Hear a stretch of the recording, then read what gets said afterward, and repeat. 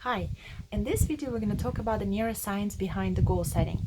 In fact, it's one of my most favorite subjects, especially when it comes to do with the goal setting, because there's really no point to set up goals and try to aspire for big desires and dreams if we do not understand the neuroscience behind it, if we do not understand what is our subconscious mind and how we programmed and how we feel, think, and act in our life.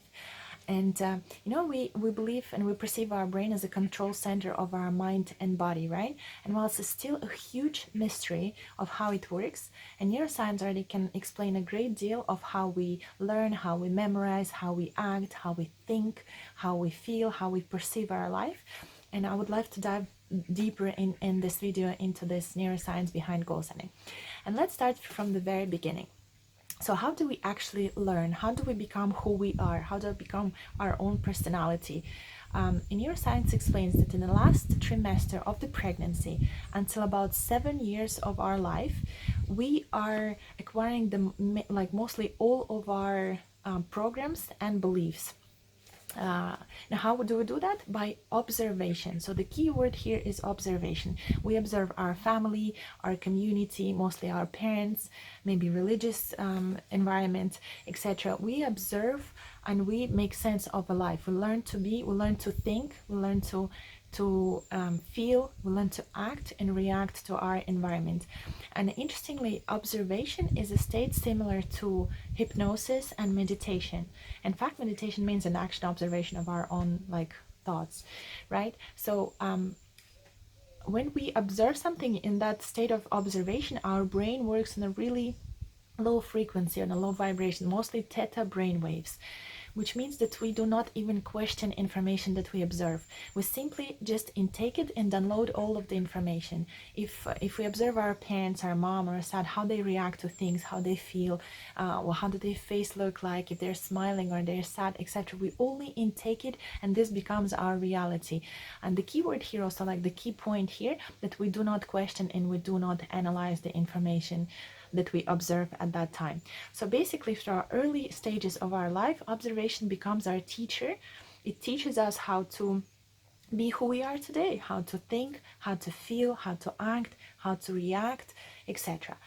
So later on, after 7 years old, we move on to learn by repetition and habituation. Interestingly, it coincides with a larger intake of information because we start school, we start memorizing ABCs, timetables, etc. And we keep repeating certain things over and over and over again. So that repetition becomes our automatic programs, our habits, right? Our subconscious habituation.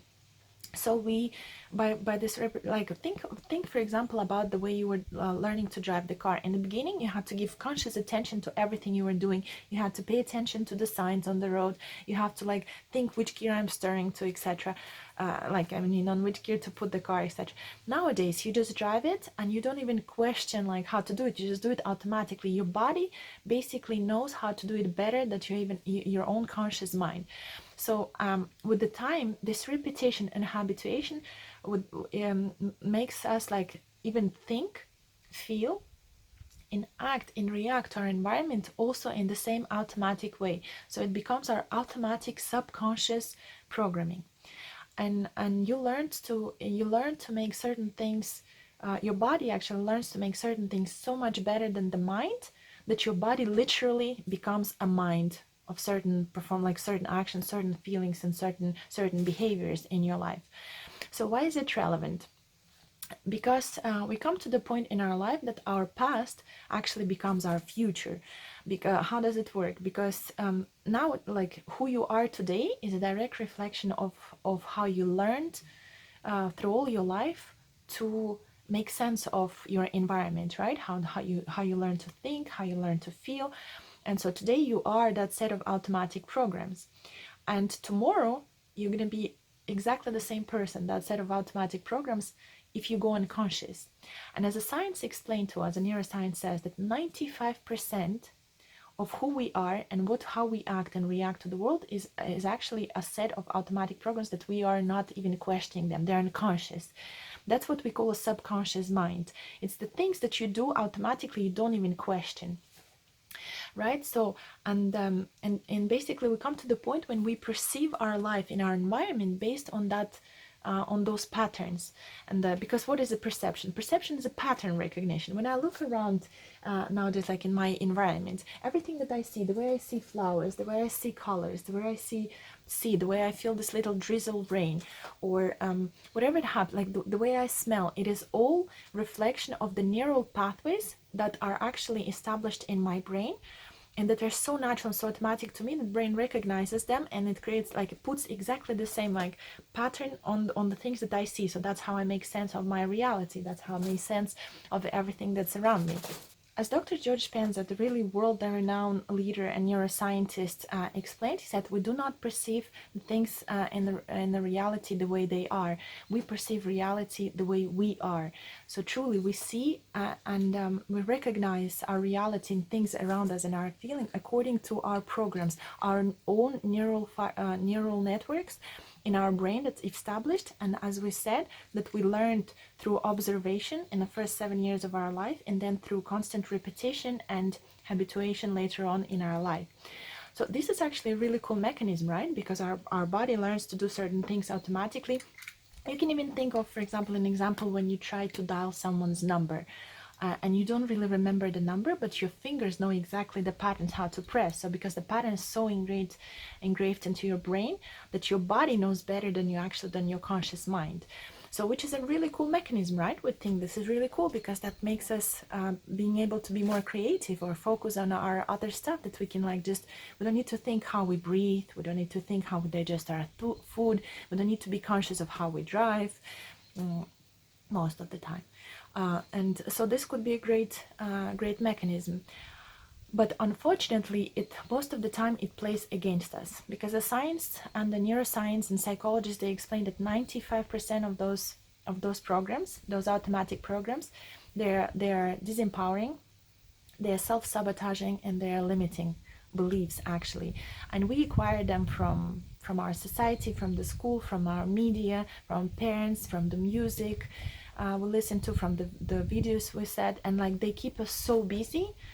That's what actually marketing and advertising is all about. They keep us so busy that we don't even question those programs, and most of the time they make us believe that we are not enough. That actually, for us to change something, like they make us believe that we need to get something from external environment in order to change how we feel inside of us. You see, and that kind of creates that void. It creates that those limiting beliefs and disempowering beliefs, that we give up on our goals, we give up on our lives, we just become ships that follow other people. We don't believe in ourselves. And why is it relevant, and why am I bringing this subject and the goal setting? Because I'm sure if you came to this workshop, if you come to this point that you have your dreams and desires and authentic goals that you would love to achieve, and you haven't achieved them yet because you don't have the right programs, the right mentality installed in your brain, basically, to be able to achieve those programs. Because there are certain sabotaging and self-limiting beliefs that didn't allow you to get to where you want to be at certain points. So in this workshop, I invite you to break free from those patterns, from those subconscious beliefs and limiting beliefs, and I invite you to install a new set of beliefs. And actually, instead of living by the memories of your past and perceiving life and everything and feel and act and think according to your past limiting beliefs, I invite you to break free from that and create a memories of your future. Like, whoa, memories of your future, how's that supposed to be, right? Because we're not in that future yet. And that's exactly the point.